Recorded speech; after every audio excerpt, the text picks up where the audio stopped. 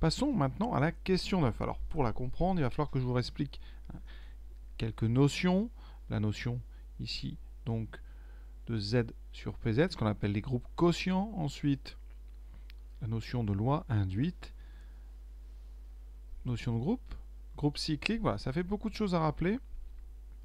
C'est pour ça qu'on va faire une vidéo pour ça. Je vais essayer vraiment de résumer rapidement tout ce qu'il faut savoir pour bien comprendre cette question. Commençons par les groupes quotients. Ici, on considère Z sur PZ, avec P donc un nombre naturel premier. Alors, ici, je vous rappelle que X est congru à Y modulo P. Alors, X et Y, ce sont donc X et Y sont des relatifs, donc ils appartiennent à Z. Donc X est congru à Y modulo P si et seulement si, eh bien, il existe un entier K tel que, eh bien, X moins Y, la différence des deux, est un multiple de P. Et avec cette relation de congruence, qui est une relation d'équivalence, on va regrouper ensemble tous les nombres qui sont congrus entre eux. D'accord ? Et donc, on va mettre dans la classe de X tous les nombres, l'ensemble des Y, tels que, eh bien, Y et X sont égaux modulo P. On dira que c'est la classe d'équivalence qui correspond donc à X. On a choisi de l'appeler X bar. On aurait pu l'appeler Y bar ou n'importe quel autre représentant contenu dans cet ensemble avec une barre au-dessus. En général, on prend le nombre entier positif le plus petit, par exemple 2 avec une barre, 3 avec une barre, etc. Pour faire un exemple très simple, regardons Z sur 3Z. Alors Z sur 3Z, on va pouvoir fabriquer combien? 3 classes. La première classe, ce seront tous les nombres qui seront multiples de 3. C'est-à-dire la classe qu'on appelle 0 bar, qu'on peut aussi appeler 3 bar, qui va contenir ici tous les nombres qui sont multiples de 3. C'est-à-dire ici, eh bien, quand on leur enlève 3, eh bien, on garde un multiple de 3. Donc ça, c'est assez simple. Alors après, vous aurez donc tous les nombres qui sont égaux à 1, modulo 3. Ça veut dire 1, ou alors, donc ici vous aurez 1, vous aurez 4, vous aurez 7, donc vous aurez 10, etc. Vous pouvez aussi avoir tous les négatifs. Donc là, par contre, ça fera moins 2, moins 5. D'accord? Tous ces nombres, si vous faites la soustraction à chaque fois, vous pouvez faire par exemple 10 moins 4, ça fait 6. D'accord? 7 moins 4, ça fait 3. À chaque fois, la soustraction des deux donne un multiple de 3. Cet ensemble s'appellera la classe d'équivalence qui correspond à 1 modulo 3. Et il y a une autre troisième classe, c'est donc tous les nombres qui sont des multiples de 3 plus 2, c'est-à-dire 2, 5, 8, etc. Mais vous trouvez aussi moins 1, moins 4. Et comme tout à l'heure, quand vous faites une différence entre deux nombres quelconques dans cette liste, la différence sera un multiple de 3. Donc, eh bien, le groupe quotient Z sur 3Z, ici, il est donc composé de 3 éléments, 0 bar, 1 bar et 2 bars, qu'on aurait pu noter si on avait voulu 4 bars, et ici, par exemple, 8 bars. On peut, comme ça, utiliser n'importe quel représentant, lui mettre une barre dessus. Et donc, Z sur 3Z, c'est donc un ensemble qui contient 3 éléments. Chaque élément, en fait, est un ensemble infini, qu'on appelle une classe, qui contiendra, pour 0 bar, tous les multiples de 3, etc. Donc, plus vous mettez un nombre ici dessous grand, c'est par exemple Z sur 4Z, vous aurez donc 4 classes d'équivalence. Ça correspond aussi à tous les restes par la division par 3 ici. Quand on divise par 3, on a 3 restes possibles. Chacun des restes va donner une classe. Voilà, ça veut dire qu'ici, tous les nombres qui sont des multiples de 3, ce sont ceux qui ont un reste nul par la division par 3. La classe de 1, c'est ceux qui ont reste 1 par la division par 3. Voilà. Maintenant, deuxième notion qu'on va rappeler, ce qu'on appelle la loi induite. Alors ici, on va rester sur notre exemple de Z sur 3Z. Si on fait par exemple 1 bar fois 2 bars, qu'est-ce que ça peut bien vouloir dire? Alors je vous rappelle, 1 bar c'est donc tous les nombres qui sont égaux à 1 modulo 3, donc je vais prendre un au hasard par exemple 4.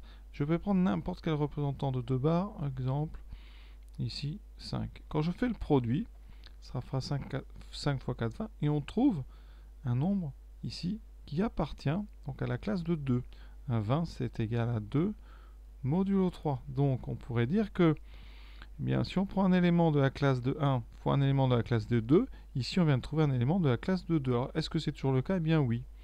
Alors ça se démontre, hein. Donc ici, si on fait 1 fois 2, enfin 1 bar fois 2 bars, on trouvera 1 fois 2, on trouvera 2 bars. C'est assez simple, les règles. Donc comment on fait? Eh bien on prend l'écriture générale des termes, des éléments de 1 bar, c'est-à-dire des nombres qui s'écrivent 3 fois k plus 1. Vous les multipliez par des éléments de 2 bars, c'est-à-dire 3 fois k' plus 2. Et quand vous développez ça, vous obtenez, eh bien, on va le voir tout de suite, 3 fois k fois 3k', donc 9k' plus 6k plus 3k'. Tout ça, c'est un multiple de 3, et il vous reste plus 2. Donc ici, ça appartient à la classe de bar. Et pour illustrer ça, on va par exemple prendre z sur 6z, voilà. Et on va faire quelques multiplications. Si je prends la classe de 3 fois la classe de 4, eh bien, j'obtiendrai la classe de 12. Mais la classe de 12 modulo 6, c'est tout simplement la classe de 0, parce que 12, hein, c'est 0 modulo 6. Donc voilà ce qu'on appelle la loi indique. On peut faire les calculs comme s'il n'y avait pas les barres. Et pourtant, derrière, il y a toute une démonstration. Ici, 3 barres, ça veut dire que vous avez, donc, on est dans z sur 6z, vous avez des nombres qui s'écrivent 6 fois k plus 3, et vous les multipliez par n'importe quel nombre qui s'écrit 6 fois k' plus 4. Et bien dans tous les cas, vous aurez un multiple de 6. Ça se démontre en développant tout simplement. Vous aurez 6 fois k fois 6k', donc ça c'est bien un multiple de 6, plus 6 fois k fois 4, c'est un multiple de 6, plus 3 fois 6k', c'est un multiple de 6, et 3 fois 4, ça fait 12. Donc tout ça c'est des multiples de 6. Donc effectivement, ce nombre-là, il vaut bien 0 modulo 6. Donc il est bien dans la classe de 0. Donc voilà, cette loi induite est toute simple. On peut faire les calculs comme s'il n'y avait pas les barres. Seule condition, c'est qu'à un moment, quand les nombres dépassent P, il faut les réduire pour rester toujours avec les notations 0 bar, 1 bar, 2 bar, etc. Rappelons ici ce que c'est qu'un groupe. Un groupe, c'est donc un ensemble non vide muni d'une loi, qu'on appelle une loi de composition interne, qui possède 3 propriétés. Elle est associative, elle a un élément neutre, et tout élément de l'ensemble, du groupe, est un symétrique dans le groupe. Ici, on va considérer la loi multiplicative induite. Et donc, on vous parle de l'ensemble des classes donc de z sur pz, mais des classes qui sont non nulles, c'est-à-dire qu'on enlève la classe de 0. Alors pourquoi est-ce qu'on enlève la classe de 0? Parce que nous, on veut considérer le groupe pour la loi multiplicative. Et il se trouve que pour la loi multiplicative, eh bien 0 a un petit problème, parce que si vous faites 0 fois l'élément neutre de la multiplication, c'est 1, et bien 0 fois 1, ça ne redonne pas l'élément neutre. Le 1, c'est le neutre, et donc vous avez un problème. Ça veut dire que l'ensemble z sur pz n'est pas un groupe pour la multiplication. D'accord? Donc nous, comme on veut travailler avec la multiplication, on est obligé donc de prendre un groupe un petit peu plus petit. On enlève 0, et maintenant, regardons un petit peu si on a bien les caractéristiques d'un groupe.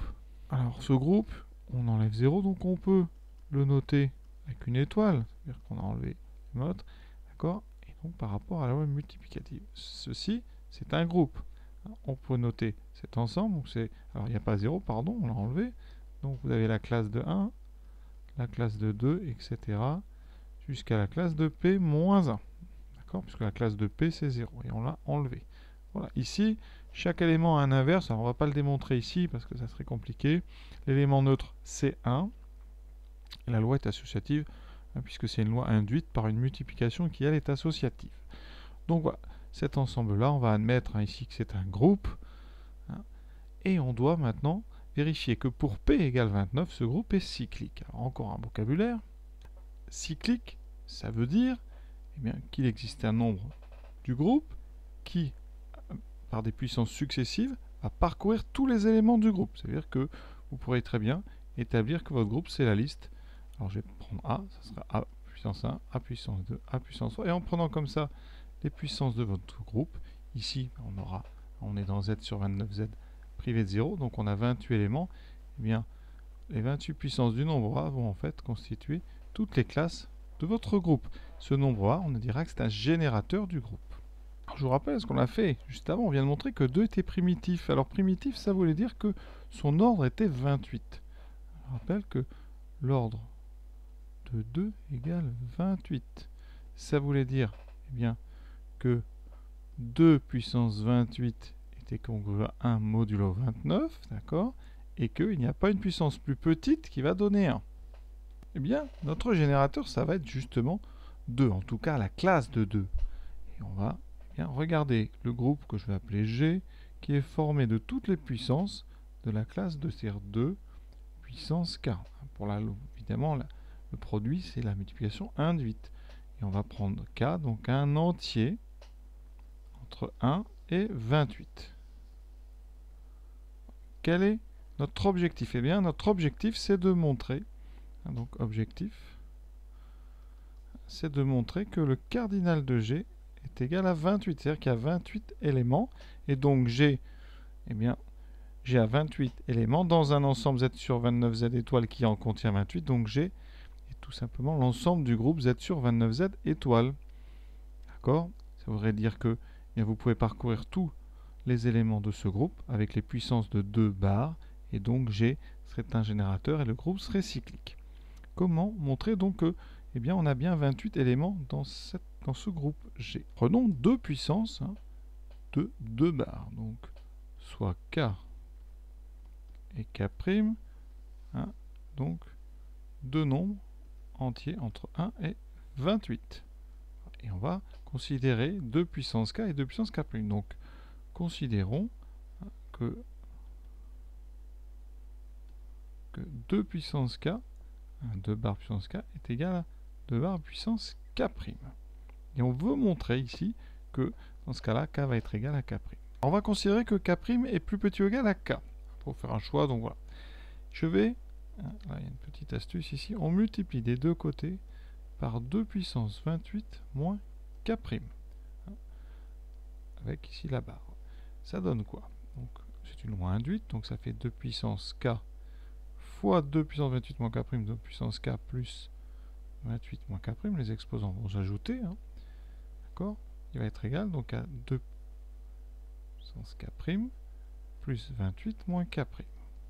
Qu'est-ce qui se passe? Ici, on a 2 puissance K moins K', je les mets ensemble, là c'est pas un moins, c'est la barre, et on a le 28, donc je le sors, ça fera fois 2 puissance 28, 2 barres puissance 28. 2 barres puissance 28, comme 2 puissance 28 vaut 1, 2 barres puissance 28, ça vaut la classe de 1, donc ça fait 1. C'est là l'idée. Et là, à droite, vous aurez 2 barres puissance, alors là, j'ai K' vont s'annuler, il reste juste puissance 28. Donc je viens de le dire, 2 barres puissance 28, ça fait 1. Donc conséquence, il reste 2 barres puissance K moins K', qui est égal à 1 bar. Ensuite, rappelons, on a démontré que si x puissance K est égal à 1 modulo 29, et bien ça équivalait à dire que x divisé K. Donc ici, avec x égale 2. C'est-à-dire que si on trouve un 2 puissance K est égal à 1 modulo 29, et ça équivaut à l'ordre de 2 divise K. L'ordre de 2, vous vous rappelez, on a dit que c'était 28. Donc 28 doit diviser K. Ici, on applique ça pour K moins K'. Donc, ça veut dire que K moins K' est donc divisé par 28. 28 divise K moins K'. Or, eh bien, K, il est entre 1 et 28. Moins K' est entre moins 28 et moins 1. Donc, j'ai un encadrement de K moins K' qui me dit que c'est entre moins 27 et 27. Donc la seule possibilité, eh bien, c'est que K moins K' est égal à 0. C'est-à-dire 28 divise 0. 0 divisé par 28, ça fait 0. Donc K est égal à K'. On a fait le plus dur. On vient de montrer quelque chose d'important. On vient de montrer que le cardinal de G, il est égal à 28. J'espère que vous comprenez bien. On a des puissances entre 1 et 28. Donc on va au maximum 28 nombres dans cet ensemble. 28 classes en fait. On a 28 éléments dans cet ensemble. Des ensembles qui sont tous des puissances de 2 bars. Et à chaque fois que vous avez des puissances différentes, vous aurez des nombres différents. Donc vous en avez 28. La conséquence, c'est quoi? C'est que cet ensemble G, il était inclus dans Z sur 29Z étoile. D'accord? Puisque ce sont des classes non nulles. Et que Z sur 29Z étoile, eh bien ça a 28 éléments. Hein. Z sur 29Z en a 29, on a enlevé 0. Hein. Donc le cardinal, le cardinal de Z sur 29Z étoile, il vaut 29 moins 1, il vaut 28. Donc par inclusion, hein, autant d'éléments d'Angers que dans celui-là. Avec l'inclusion, ça veut dire que les deux ensembles sont les mêmes. Et donc, ça veut dire que Z sur 29Z étoile, hein, c'est donc l'ensemble G. La conclusion, c'est donc que Z sur 29Z étoile, hein, c'est l'ensemble des puissances de 2 barres. Donc, conclusion. Voilà. Voilà. Et donc, cyclique, engendré par les puissances de 2 barres, donc cyclique de générateur 2 barres. C'est l'ensemble des puissances de 2 barres, des 28 puissances de 2 barres de 1 à 28. Voilà. Hein, cette question assez difficile pour son vocabulaire est terminée. On va passer donc à la question 10. À très bientôt.